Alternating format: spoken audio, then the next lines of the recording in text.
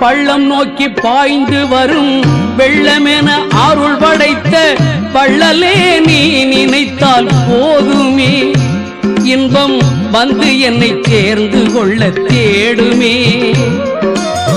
பள்ளம் நோக்கி பாய்ந்து வரும் வெள்ளமென அருள் படைத்த வள்ளலே நீ நினைத்தால் போதுமே, இன்பம் வந்து என்னை சேர்ந்து கொள்ள தேடுமே.